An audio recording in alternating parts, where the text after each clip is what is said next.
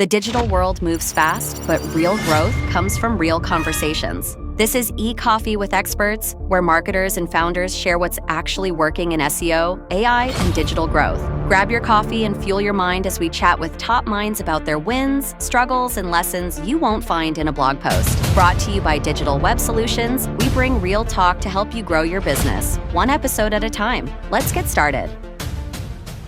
Hey everyone, Victor here with eCoffee with Experts, and you didn't know this, but I actually have a divorced father. Is this gonna be a show where I talk about my father again? No, I promise you that it's not gonna be that, but I did bring somebody to talk more about divorce, family law, how is it all happening in 2025, her expectations towards the future, the things that she has been doing. And at the end of the day, we can always be sure that if you need to split away from those that you're living with, Deepa Tailor is the one here with you. She's not only the founder, but the principal lawyer at Tailor Law back in Ontario, Canada. And she's going to be talking more with us about how things are going on over there. Deepa, thank you so much for being on the show. How are you doing today? I'm doing well, thank you. Thank you for having me. Of course, it's the bare minimum. As I said, I'm very looking forward for this conversation. I'm my first law guest, and law is very interesting no matter what you do. I know that you have been in the market for a long time. At first, you were handling different parts of the law, like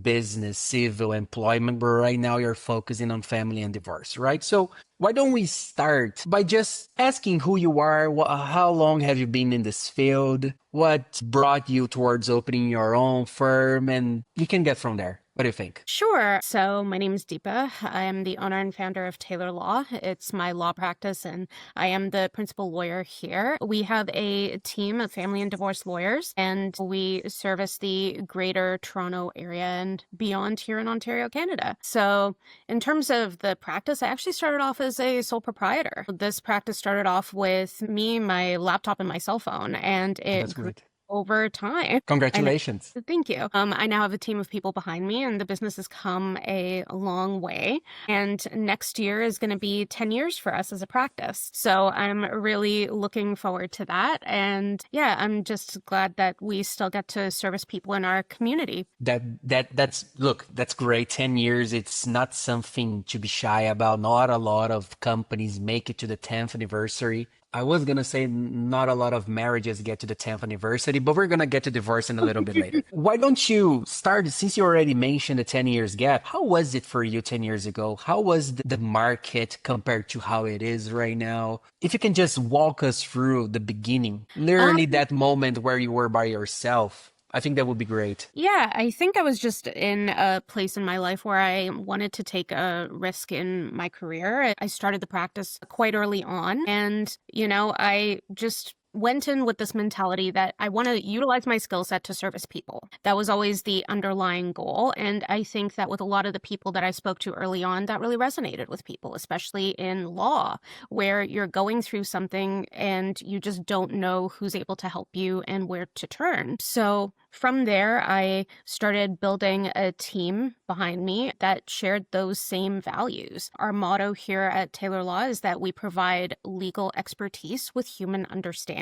And, that's how we have found success in what we do within a otherwise very crowded marketplace, because we just take a different approach to it. And is this, talking about approach, is this literally the approach that you did while building your brand? And what I mean by that is, as you said so yourself, there are numerous law firms all over the world, not only in Canada. And some of them stand out because they are, super fancy. Some of them stand out because they're always on the news. So there are ways where a law firm can stand out. One of them, for example, very famous one, stands out because the lawyer is a superhero by night called Daredevil. So no, there are ways where we can make money comes to law firms. How did you approach building your brand? With the empathy towards it, with the human touch.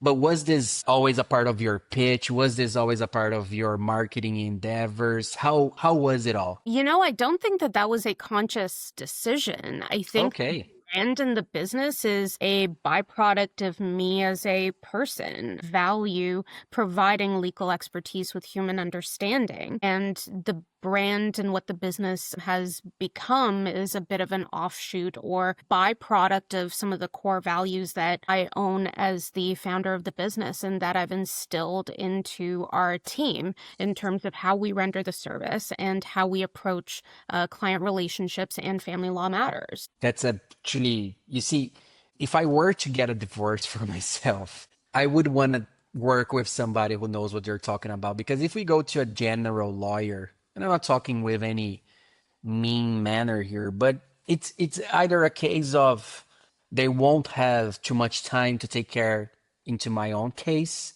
Maybe they'll outsource it to a partner, or maybe will just be not well done enough. During, especially after COVID, how much how much the number of cases where they were asking for a divorce, asking for your help, was there really a growth that you noticed? Or is the number on a flat service for a long time already? I mean, I think divorce and family services were always kind of a need within the general community.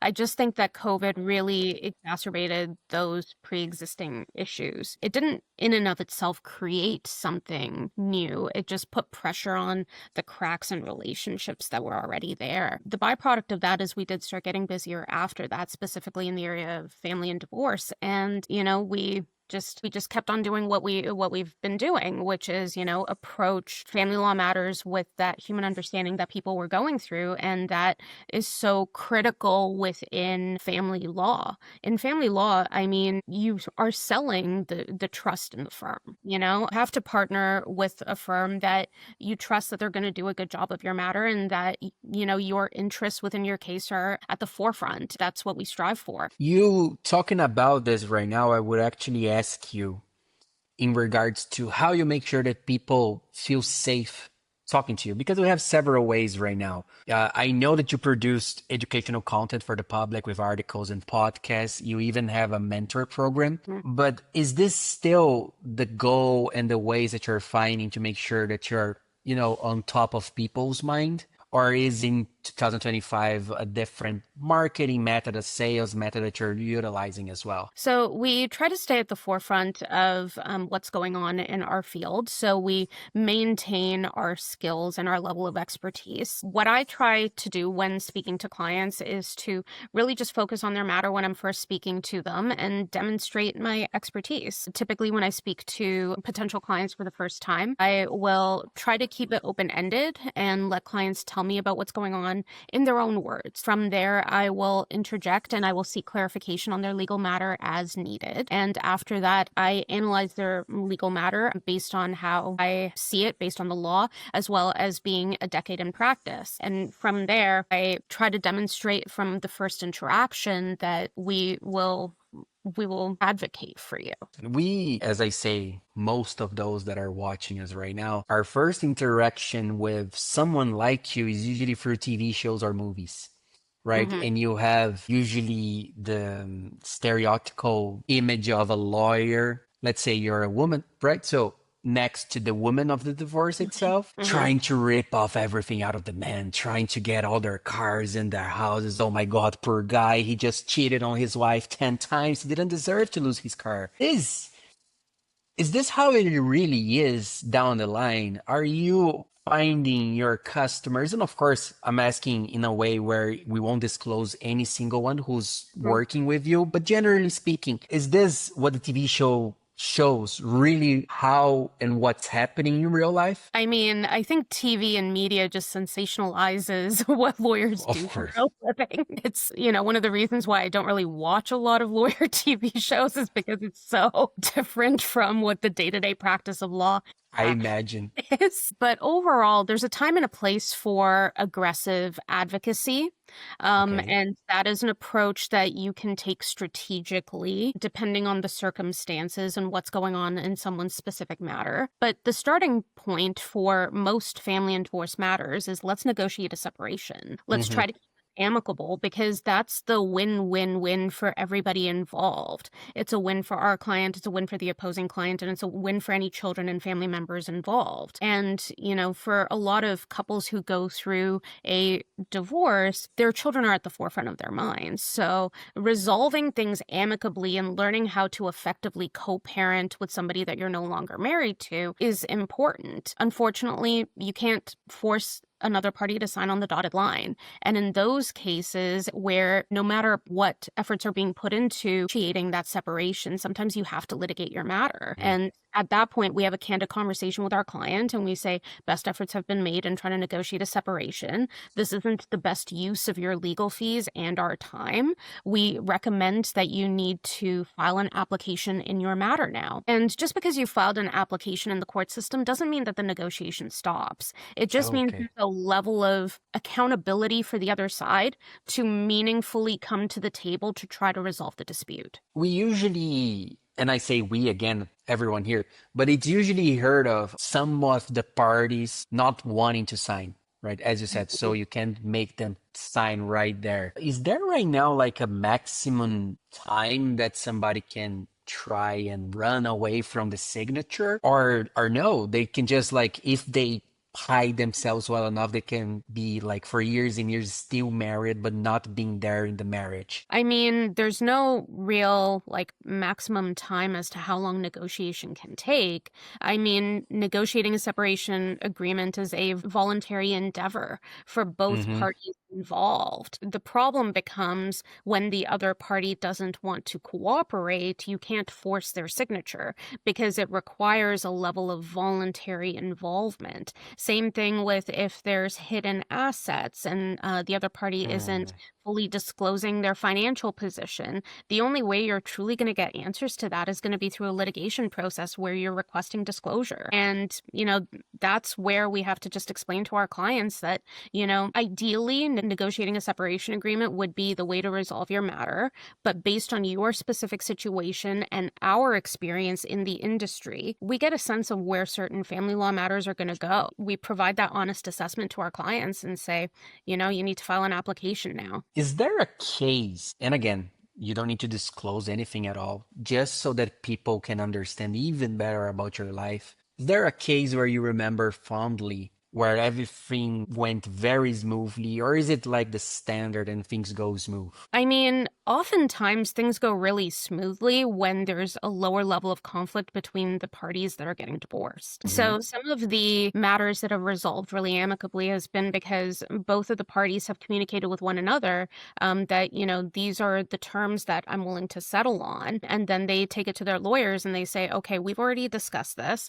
These are the terms that we think that will work for our relationship moving forward. And then our role in that process is very much we're documenting the intention of the parties. So the most amicable types of resolutions to divorces tend to be with parties who have a way of effectively communicating with one another. And once that level of communication breaks down, that's where tension starts escalating. That's where you need a lawyer to step in and start communicating on your behalf because that level of communication is no longer there between the parties. They become enemies, right? It's a moment where the emotions are speaking louder than the brain and everything that they had together. Well, divorce is a very touchy matter for a lot of people. It is something that we usually as kids, we grow learning not to want a divorce, right? We go into marriages saying that we don't want to get a divorce, but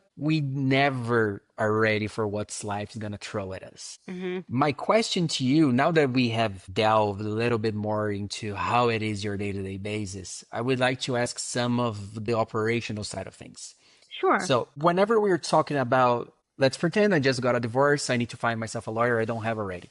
I'm going to go to Google, or I'm going to go to a friend who already got divorced, and I'm going to ask him like, hey, who was your lawyer? Now, coming to the question itself, what is your best lead generator channel? Is it word of mouth? Is it the podcast, the mentoring, the content that you create? Or is even something else like ads and SEO? community engagement? What is it? I think that our lead generation funnel has really changed over time based on Oh, that's stages. nice to know. So early on, when we were an unknown brand and when it was just me with a laptop and a cell phone, it was very much more paid advertising because I was an unknown entity at the time. Mm-hmm. So you have to put some marketing dollars behind it early on while you build your other funnels like SEO, podcasts, and general content. So as we've developed as a business, our various funnels have also developed. And I think now our marketing is a bit of an ecosystem. You can't really like pull one element out of it without disrupting the remainder of the ecosystem. Everything kind of funnels into something else. So I can't really pinpoint whether it's like this one specific thing. It's a well-rounded, holistic approach to how do we put our messaging out there? How do we get people to recognize that we exist as a business and that this is the service that we're offering? So that's kind of where we're at right now. And it's healthy. It's healthy to have several different ways of gathering those leads, because if you're dependent to only a single one of them, imagine that single channel gets clogged and you can't have anything else. So it's good for you to have multiple things happening. Since this is the case, let me ask you this. Were there any missteps regarding marketing, anything else, not law related, but, channel marketing, sales, community, customer related, that you remember fondly because it taught you something, invaluable? Yeah, I mean, I think the thing that I underestimated was how critical intake and lead qualification is. Early on, we really took everyone coming in through the door because that was Mm-hmm. motto at the time is keep the phone ringing when you're a brand new business. But, I eventually came to a place where I realized that I cannot be all things to all people. And that's where we really had to niche down and think, who's our ideal client? Who would be a good fit for us as a client, just like we would be a good fit for them as a lawyer? And that's where we started niching down into what we're best at. And when we niche down into what we are doing best, then it results in better client experiences. So I think it was just a bit of a misstep early on to just be so broad at the very beginning. But I think those are just lessons learned in business over time. We also didn't track our marketing ROI as closely as we should have been. Like I wasn't really looking at some of those marketing numbers. And now because I have like so many people on my team, like I do have other people who assist me with, tracking our cost per lead, our cost per acquisition, making sure that we're getting an ROI on our marketing and really streamlining our processes, because the other thing that we learned is that paid ads only scale inefficient processes. So, I mean, if you're throwing paid ads at bad processes, then you're just going to escalate those pain points within your own business. So we learned to really streamline intake, streamline the client experience before scaling up on any kind of paid advertising. What's the size of your team right now? Are they all lawyers, or do you have like somebody that's helping you get those decisions in the correct way? And again, not only marketing, but everything else that's not law. Yeah, so I mean, we have 17 to 20 people on our team. So Congratulations. That's a very nice team that you have right there. yeah, and it's all levels. So, like, I have a leadership team where I'm working with a COO and a CFO to help me guide some of those decisions. But, we also have some brilliant lawyers on our team, as well as, brilliant staff members. Never underestimate how often your law clerk steps in to bail you out, right? True. So, I mean, True. like at all levels, I just really appreciate the team that I have behind me and the expertise that they're bringing. We have very senior members of the profession who have decided to join Taylor Law. And, I am truly very grateful for that. If I were in, Actually, before I ask this, do you only take customers in Canada or also in the United States? So that's an interesting question, because we've been contacted by people outside of Ontario where they have a jurisdictional tie to Ontario. So I see. it could be that, the party is separated, they've been separated for a while, but the child is in Ontario. So we've had like a number of clients who are in the United States or in other provinces in Canada, and they have a jurisdictional tie. So part of the initial assessment is, do you have enough of a jurisdictional tie such that an Ontario judge would take jurisdiction here and render an order? And that's a case-by-case basis, but you would have to have a tie to Ontario in order for an Ontario court to render an order, but that doesn't mean you specifically have to be here. And then, great, thank you. And then coming down to those especially based in Ontario jurisdiction in Canada, as you said so yourself, what would they expect? What can they expect out of your service in regards to the entire divorce process? So, I mean, for international clients, we are their boots on the ground. You don't have to be here. We do the legwork for you. We also request virtual appearances. So, the Ontario courts on a case-by-case basis will grant virtual appearances, and we make those requests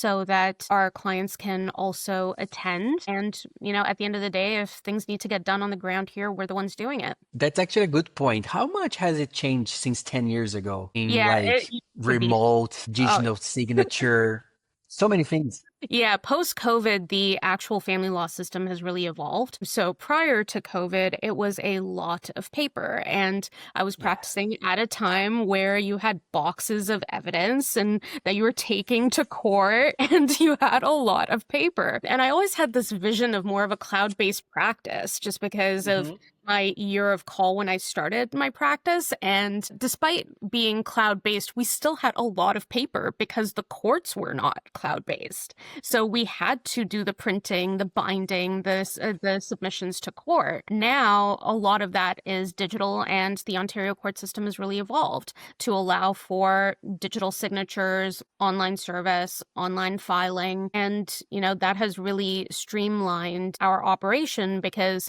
we are primarily digital. Is that, I mean, you see, right, especially coming to think of it all, being in divorce, super stressed out, having to go to Ontario just to sign something and to stay. How long do usually a session lasts, an in-person session? I mean, it really depends on, you know, what the complexity of the case, I imagine, right? Complexity of the case, yeah. But, you know, we very much facilitate, like, you know, being available digitally in terms of these systems that we have in place. And we are a very technology-forward firm in terms of how we operate. And so, like you were mentioning, just like earlier on in the podcast about like how there's very different types of firms. We are very tech forward. And again, like this is an offshoot of who I am as a founder. I like the tech. And that's where we've really implemented a lot of that into the business and the practice as it's grown.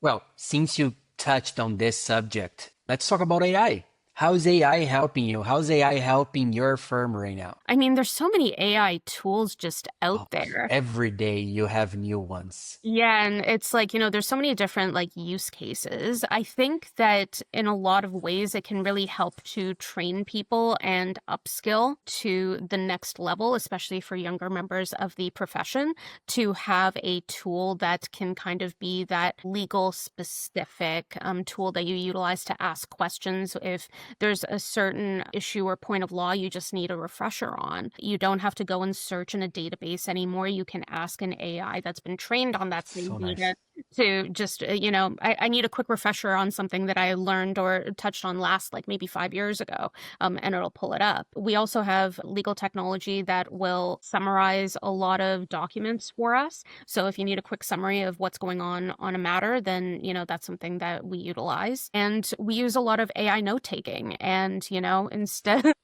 Yeah, like that AI note-taking with the summaries is just so helpful. And it's the best. And at the end of the day, like those tools create efficiency that gets passed on to the client. Because, you know, when we're working efficiently, that is a value add for the client that is retaining our service. You know, we're very tech forward. That's great. You were talking about your usage of AI is very similar to mine. I also love my note taker. I use a software called Fathom, and I just love being able to pay attention to the meeting without the need of writing things down. Oh, can you tell me again what is it that you said? No, because it's all recorded. I know. What a time to be alive. I know. Right. This is so much. I wish, and my wife is always mad at me whenever I mention this, but I not gonna lie, I do wish that I had like a note taker built into my ears that is all the time creating summaries and sending over to the computer. Not gonna lie, I am those type of guys who would augment themselves with tech. Yes, I would. We're very much far from that, so I'm still 100% human being, 100% Victor here. Now, Yeah. Deepa, you walk us through about your marketing strategies, about law itself, about how much you grew, and again, very much happy for you. Congratulations on. Thank you. I can picture you in like your bed in a rainy day working in your computer with a thick notebook, either a Mac or like a Windows one, and now you have 20 people working for you. You have your own law firm. It's really amazing. So again, well done. Thank you. Lastly, my last question before we finalize this. For those that are still here with us, I hope that there are some law firm owners or some service-based entrepreneurs. What's one hard-earned lesson that you wish you knew when you were starting, or that you would, either apply or move as far away as possible if you were to start? If I was to start now, that's a good question, and it's difficult to answer because the industry itself is so different. It's interesting because it's like I had a vision of this like cloud-based practice before COVID, and COVID Nice. just like Accelerated. Yeah. accelerated that. But yeah, I think it's difficult to answer that question because I don't think I could have predicted 10 years ago what AI is doing to the world now. So, like, I'm not sure I have an answer for that question just because some of the changes to this industry are like it came within the span of my career. Like, I was able to predict that, okay, eventually we're going to become more cloud based, and COVID accelerated that. But how quickly thereafter AI became a thing was something I don't think I could have predicted. Well, let's go to another question, and then it's easier Yeah. to think about, which is the Yeah. future. So, hmm if you could have, no strings attached, you can do whatever it is that you want to, you can have the tech that you want to. 5 years from now, how would you want your day to day to work with the technologies that we have today and those that you imagine we'll have on the future? I think 5 years from now, we're just going to be working hand in hand with AI in For the sure. legal industry. At the end of the day, like, we are licensed lawyers, and it is our due diligence to ensure that whatever tool is spitting out information at us, that we are verifying that that is correct. I think the evolution is going to be that family law services in particular are going to be primarily oral advocacy and the communication that you have with your client. So if we're not consumed with the drudgery of like, the day-to-day of like, getting documents from point A to point B. If a lot of that can be automated, the part of law that can never be automated is the thing that we built our practice around, which is human understanding. It's the human component to the practice of law.